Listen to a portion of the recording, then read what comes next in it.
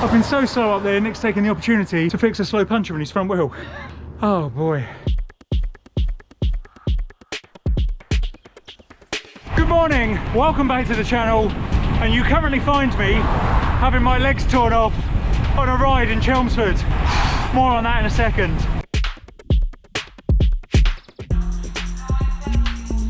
So yes, I'm on a ride in Chelmsford today, and I've come over this way because if you watched my video a couple of weeks ago where I basically moaned for 15 minutes about the problems with the cycling industry, you'll know that in that video I mentioned a great little local cycling kit company called Blackmore. Well, I said in that video that I'd spoken to the owner of the company, Nick, and said that I'd try and get out for a ride with him at some point. Today's the day, and we're only 6 miles in, and it's become very apparent already that Nick is a much stronger rider than me. I was just about to introduce Nick, but we've got another incline coming. Stand by.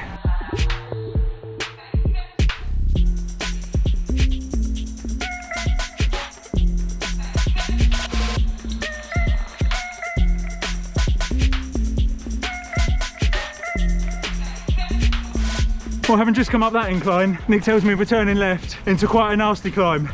And in his own words, they come quite thick and fast now, so it might be a couple of miles before I actually get to introduce Nick. You'll no doubt see a lot of his back as he disappears up the climb in front of me.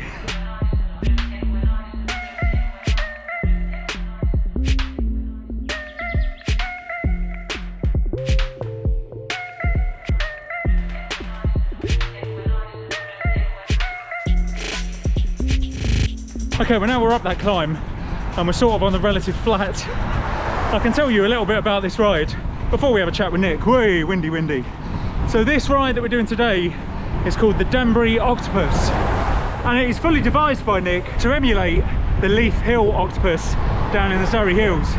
Now that ride is a fairly well established route, and it's around about 60 miles and takes on about 5,500 feet of elevation. The Danbury Octopus is half the distance but also about half the elevation, so comparatively speaking the first half of the Leith Hill Octopus is about the same as this. Yeah, I'm not the best climber in the world. As I said before, I'm more of a pigcock than a pagacha, hence the reason Nick's been tearing my legs off already. But it does promise to be a very good day, or at least a very good couple of hours, probably even quicker if we keep this pace up. In fairness to Nick, he does keep pointing out when the transitional phases are coming. By transitional, I think he means where I can get my breath back. So Nick, welcome to the vlog. Hello Pete, thanks very much.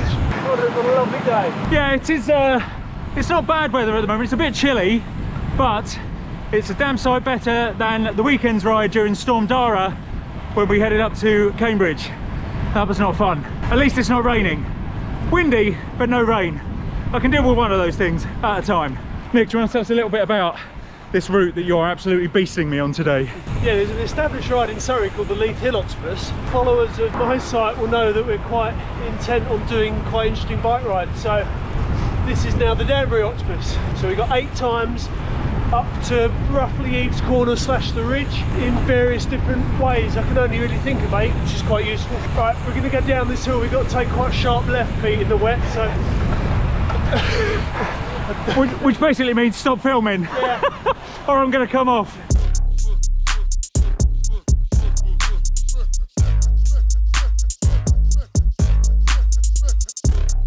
So yeah, as the name suggests, there are 8 climbs to be done. We've done two. We've only done 2.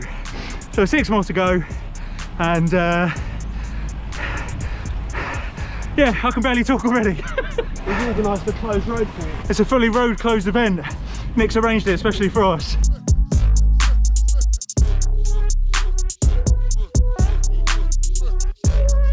Right, but we've now done the 3rd climb and we are on another one it calls transition phase.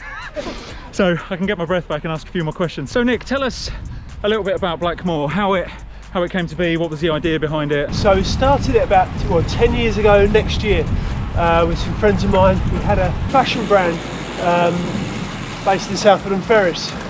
So we kind of gave it a shot with the cycling. I was a teacher, disillusioned with it. Been going for 10 years and it's been quite fun really with all these things. I had no experience and we spent a bit of time setting it all up and getting supplies and stuff. Yeah, it's been a fun ride, Pete. And you were saying earlier that you called it Blackmore. That's the area you grew up in. What were you saying about the motif for the brand? Yeah, so we set it up as Blackmore, really, because, as I said to you, a lot of the brands around were based around French names, the Colm, but you know, we fancy something British, and the duck stood out as quite a nice cheeky little logo, had a bit of character already. So, and I'm from around Blackmore. Blackmore's pretty synonymous around here with cycling, because it's a nice punch out from East London, good punch from Chelmsford, and we had, you know, at the time, and still we've got a really good kind of road scene with Alex Dowsett, a few other local lads. Yeah, so it, you know, it just kind of added to that scene really, like good midweek races. There's still some good midweek races going on, some good groups, some quite active clubs. So yeah, kind of added to that really. And I've got to say, I actually really like the duck logo, the motif, which I've got on the jacket here. I love it, and I love the pink touch as well. And I showed this before in the last video, but the buff as well, with the ducks all over it. As Nick said, it's a great little British motif, love it. And it's great quality kit as well, because not only have I got the merino wool jersey and the buff, Nick has very kindly gifted me a set of knee warmers this morning because it is very cold. He was shocked that I was in shorts in this weather, but I explained to him, as I have done to you guys a number of times, that I just cannot get on with longs. They just feel really uncomfortable around the back of my knees. But having put these knee warmers on, lovely fleece lined knee warmers, and they're lovely and soft around the back of the knee, so I can definitely see these becoming a staple of my bike wardrobe. Oh, we're on another hill that isn't actually a hill. No, it is. Oh, it is a hill. It is. All right, okay, that makes me feel better. We're on number 4 down, 4 to go. So we're now on Grace's Lane, just outside Little Baddow. Yeah, thereabouts. And Nick's just mentioned how beautiful it is along here, and I have to agree, and I've said a number of times in previous videos, Essex has some of the most beautiful countryside in the world, quite frankly, and if only we had the weather to go with it, it would be even nicer. it's mid-December, mate. Yeah, that is true. Mid-December, I can't complain too much. We've still got the views, if not the weather. Right, well, we've done probably another 5 or 6 miles, maybe a bit more, since the last climb, and we're about to come on to the next one. So we're still only on 4 climbs, unfortunately, but we're about to enter what Nick has just lovingly referred to as the gates of hell, otherwise known as North Hill. Now, we did mention earlier that Simon Warren has laughed at him before by calling North Hill a climb. I think I'm going to refer to it as a climb, but I'll let you know at the top. Definitely a climb, says Nick.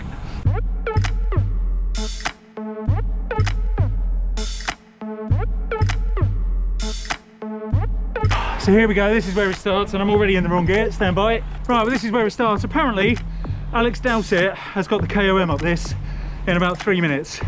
Nick says if you do it in less than 4, you're doing well. I don't think I'm going to be doing well. And if I do it in less than 4, it's because we just let that band go. It's knackered my pace.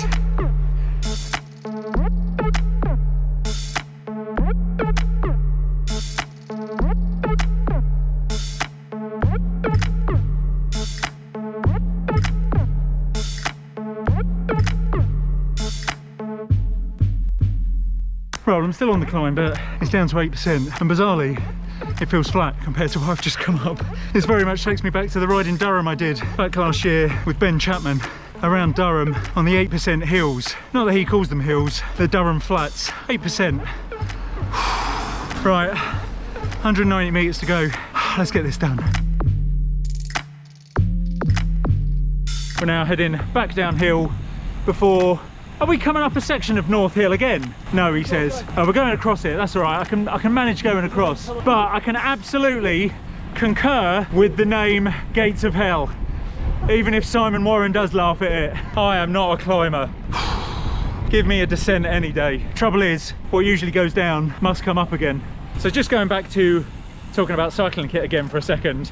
Nick and I have just been chatting about the current state of pricing in the cycling industry, with a particular reference to clothing. And Nick, you were saying that obviously with the big brands, they've got massive overheads with R&D and branding and stuff like that, but that's not necessarily the case with smaller brands. No, it won't be. The littler brands would never exist without Rafa. like paving the way and doing all the work that they've done in the past. But that's like that in any walk of certainly clothing, isn't it? Like you can't have your smaller brands, sorry, without your Gucci's. I try, as said to you, I try and price my stuff fairly, very good quality. I've always wanted to have a brand where you've got, I'd buy the stuff that I sell, like at the price that I sell it at. I think we've done and are still doing really cool things. And it's a tough gig at the moment, I think, with the industry as a whole. Everyone's felt that, regardless of your size. Obviously the bigger brands do have their place, but I do like the fact that there are quite a number of smaller brands, smaller local brands that you can support, and brands like Nick's Blackmore. Well, we're on the final climb and we've come to a bit of a hiker bike section. We've hit a ford in the road and it's probably just a little bit too deep for the bikes, so we're on a walk all of a sudden. We're hiking over a very narrow bridge close to some quite sharp barbed wire, which is concerning. Right, back on the road, let's do this. I reckon we've probably got about 2k left to go. As Nick has just pointed out, we're on the last tentacle of the octopus. I have been well and truly octopused today, and I'm feeling it as well. The legs are feeling it. I've enjoyed this, but I'll be happy to get home to a nice hot cup of tea.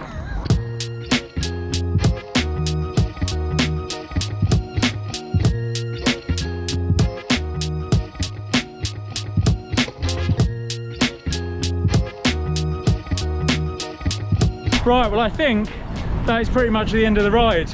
But I just wanted to go back to something Nick was saying earlier about the smaller brands sort of being built on the shoulders of the bigger brands. And I think it sort of works the other way as well, that although the bigger brands don't necessarily depend on the smaller ones, I think a lot of people, this is certainly my story, got into cycling, you start off with some budget kit because you don't really know if it's for you or not, and then you work your way up to the stupidly priced ones. That's stupidly priced in my opinion. But I think a lot of the smaller brands can be, for some people, a stepping stone to the bigger ones. But for me, as I've said before, I'm now at a point in my cycling journey where I am definitely all about supporting a small local brand, which is exactly what I'm going to do with Blackmore now. So, Nick, thank you very much for today's ride. No worries. Appreciate that, mate. That was great.